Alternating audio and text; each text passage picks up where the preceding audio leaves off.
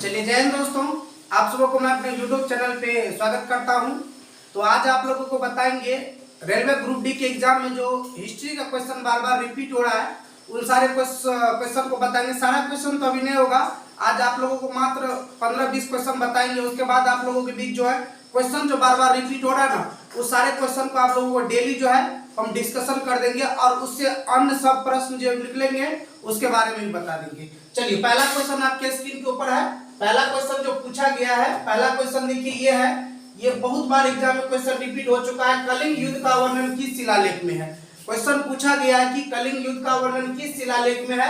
शिलालेख आपसे पूछा गया ना, तो शिलालेख पूछा गया। शिलालेख यदि पूछा जाए तो 13वां शिलालेख में इसका वर्णन है। कलिंग युद्ध का वर्णन किस शिलालेख में हो जाएगा? 13वां शिलालेख में इसका वर्णन है।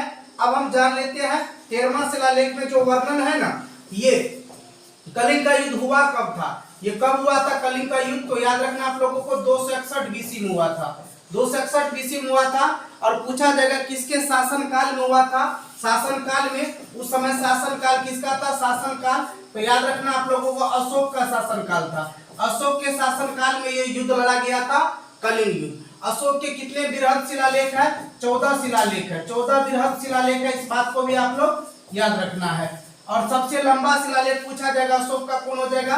सबसे लंबा शिलालेख। लंबा शिलालेख यदि आपसे पूछा जाए तो वो 7वां हो जाएगा। अब कलिंग किसका प्राचीन नाम है? कलिंग यदि पूछा जाए किसका प्राचीन नाम है, कलिंग प्राचीन नाम जो है वो किसका नाम है?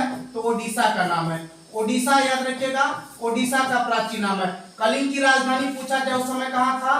कलिंग की राजधानी यदि आपसे पूछा जाए राजधानी उस समय कहां पर था, तो आप लोगों को याद रखना कलिंग की राजधानी तोसली हो जाएगा। क्या हो जाएगा? तोसली आप लोगों को याद रखना है। क्वेश्चन देखिए क्या पूछा गया। क्वेश्चन ये पूछा गया कि कलिंग युद्ध का वर्णन किस शिलालेख में है। शिलालेख पूछा जाएगा तो 13वां शिलालेख हो जाएगा। और कब हुआ था कलिंग का युद्ध? 261 बीसी में। किसके शासनकाल में? अशोक के शासनकाल में। अशोक के कितने बृहद शिलालेख है? 14 इसके बृहद शिलालेख है। और सबसे लंबा शिलालेख पूछा जाएगा 7वां। कलिंग प्राचीन नाम किसका है? ओडिशा का नाम है। कलिंग की राजधानी कहाँ थी? तो तोसली याद रखना, कलिंग की राजधानी तोसली थी। चलिए अगले क्वेश्चन की तरफ बढ़ते हैं। दूसरा क्वेश्चन देखिए कौन सा रिपीट हुआ।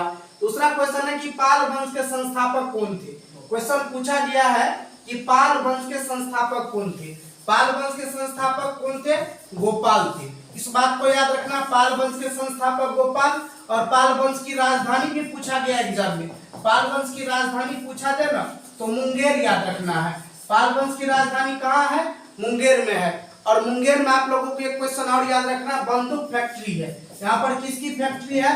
बंदूक की फैक्ट्री है। इस बात को भी आप लोग को याद रखना है, फैक्ट्री है। बंदूक की फैक्ट्री कहाँ पर है? मुंगेर के अंदर है। मुंगेर जो कि बिहार का अभी वर्तमान में जिला भी है, इस बात को भी याद रखना है। पाल वंश के संस्थापक गोपाल, राजधानी मुंगेर। बंदूक फैक्ट्री पूछा जाएगा कहाँ पर है, तो आपको कहां पर हो जाएगा, इस बात को याद रखना, वो मुंगेर के अंदर हो जाएंगे। चलिए अगले क्वेश्चन की तरफ। अगला देखिए तीसरा क्वेश्चन। तीसरा क्वेश्चन पूछा गया है। तीसरा क्वेश्चन जो पूछा गया है, क्वेश्चन ये है कि गजनबी ने सोमनाथ मंदिर पर आक्रमण कब किया था। क्वेश्चन पूछा है कि मोहम्मद गजनबी ने सोमनाथ मंदिर पर कब आक्रमण किया था।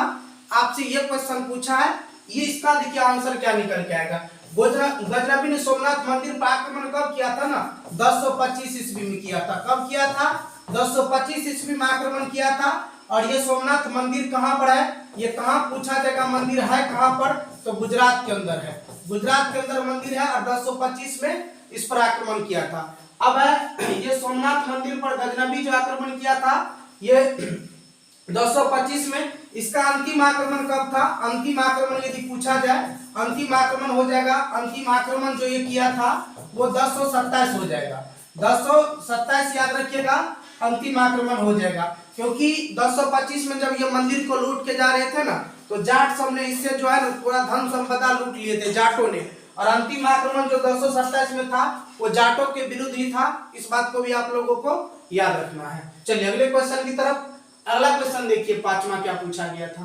पांचवा क्वेश्चन पूछा गया कि विजयनगर साम्राज्य के संस्थापक कौन थे। विजयनगर साम्राज्य के संस्थापक कौन थे, यह क्वेश्चन पूछा गया है। तो याद रखना है, दो भाई था, हरिहर एवं बुक्का। हरिहर एवं बुक्का बुक्कार, ये जो है ना विजयनगर साम्राज्य के संस्थापक थे। अब इसका स्थापना हुआ कब था? स्थापना यदि पूछा जाए तो 1336 ईस्वी याद रखिएगा। विजयनगर साम्राज्य की राजधानी पूछा जाए कहां पर है तो याद रखिएगा हम्पी था। हम्पी जो इसकी राजधानी थी, हम्पी कहां पर पड़ता है? कर्नाटक के अंदर पड़ता है। विजयनगर साम्राज्य की राजधानी कहां हो जाएगा? हम्पी, कर्नाटक के अंदर। संस्थापक हो जाएंगे हरिहर एवं बुक्का। और कब स्थापना हुआ था? 1336 के अंदर। बहुत बार ये क्वेश्चन बहुत सारे कंपटीशन के एग्जाम में भी पूछे गए हैं और रेलवे ग्रुप डी के एग्जाम में ये क्वेश्चन पूछा गया है। चलिए अगले क्वेश्चन की तरफ। अगला क्वेश्चन देखिए, छठा क्वेश्चन क्या पूछा गया आपसे? तानसेन किसके दरबार में रहते थे? तानसेन किसके दरबार में रहते थे? ये क्वेश्चन पूछा गया है, इसका आंसर बताना है। तानसेन किसके दरबार में रहते थे? अकबर के दरबार में। किसके दरबार में? अकबर के दरबार में रहते थे। अकबर के दरबार में नवरत्न भी रहते थे, इस बात को याद रखिएगा।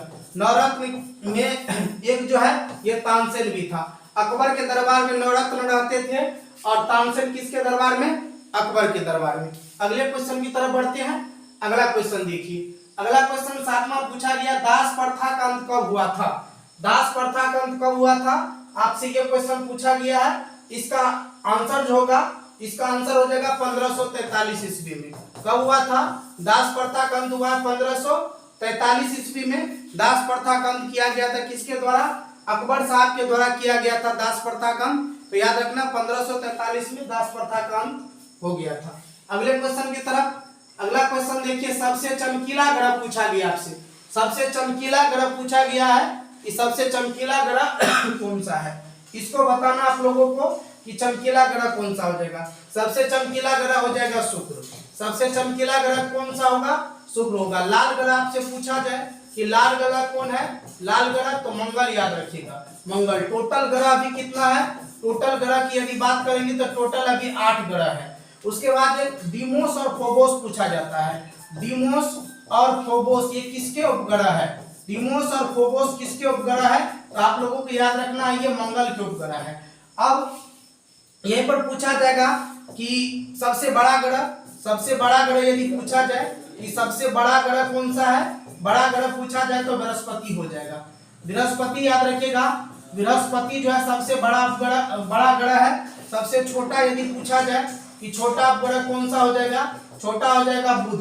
बुध जो है सबसे छोटा उपग्रह है। और आकार में 5वां ग्रह पूछा जाए, आकार में पांचवा ग्रह कौन सा है? तो याद रखना वो पृथ्वी हो जाएगा। और पृथ्वी का एकमात्र उपग्रह है, पृथ्वी का एकमात्र जो उपग्रह है उसका नाम क्या है? चंद्रमा नाम है। पृथ्वी का एकमात्र उपग्रह उसका नाम क्या है? चंद्रमा। सौर मंडल का खोज किसने किया था? सौर मंडल का यदि खोज पूछा जाए कि सौर मंडल के खोजकर्ता कौन थे? खोजकर्ता यदि पूछा जाए तो कोपरनिकस याद रखिएगा। कोपरनिकस हो जाएगा सौर मंडल के खोजकर्ता, इस बात को याद रखना। क्वेश्चन था सबसे चमकीला ग्रह ना, सबसे चमकीला ग्रह शुक्र हो जाएगा, लाल ग्रह मंगल हो जाएगा। टोटल ग्रह की संख्या पूछा जाए वर्तमान में 8 है। फोबोस और डिमोस कितना है? फोबोस और डिमोस किसके उपग्रह है? मंगल के हैं। सबसे बड़ा ग्रह बृहस्पति हो जाएगा, सबसे छोटा ग्रह बुध हो जाएगा। उसके बाद आकार में 5वां ग्रह पूछा जाए पृथ्वी का एकमात्र उपग्रह कौन सा है? चंद्रमा हो जाएगा। सौरमंडल का खोज किसने किया था? कोपरनिकस के द्वारा किया गया था। और पूछा जाएगा कि ऐसे कौन से 2 ग्रह है जिसके एक भी उपग्रह नहीं है, मतलब एक भी बाल बच्चा नहीं है? तो याद रखना वो बुध और शुक्र है। बुध और शुक्र को एक भी उपग्रह नहीं है। और सबसे ज्यादा उपग्रह पूछा जाएगा अभी वर्तमान में किसके पास है? तो वो शनि के पास है, 81-82 याद रखिएगा। 81-82 याद रखना है। उपग्रह है किसके पास? ये चंद्रमा के पास है, इस बात को आप लोग याद रखिएगा। चलिए अगले क्वेश्चन की तरफ बढ़ते हैं। फोबोस और डिमोस आ गया ना। देखिए क्वेश्चन अभी आप लोग को तुरंत हम बताए थे, तो इसका आंसर तो तुरंत क्लिक हो जाएगा, मंगल हो जाएगा। मंगल के ये दोनों उपग्रह है कौन? फोबोस और डिमोस। अगले क्वेश्चन की तरफ बढ़ते हैं। अगला क्वेश्चन देखिए क्या है। अगला क्वेश्चन है मेरियाना गर्त किस महासागर में है? मेरियाना गर्त पूछा गया ना, मेरियाना ट्रेंच किस महासागर में है? तो याद रखना ये प्रशांत महासागर में है। प्रशांत महासागर में जो है ये मेरियाना गर्त है, इस बात को याद रखना। एग्जाम में कई बार ये क्वेश्चन पूछा गया है कि मेरियाना गर्त किस महासागर में है। आप लोग कमेंट करके बताइएगा कि इसकी गहराई कितनी है। आप लोग कमेंट बॉक्स में लिखिएगा कि इसकी गहराई कितनी है। चलिए अगले क्वेश्चन की तरफ बढ़ते हैं। अगला क्वेश्चन देखिए कौन सा पूछा गया है। अगला क्वेश्चन है बुशमैन जनजाति का निवास स्थान पूछा गया है। बुशमैन जनजाति का निवास स्थान आपसे पूछा गया ना। बुशमैन जनजाति कहाँ निवास करती, निवास स्थान पूछा गया है।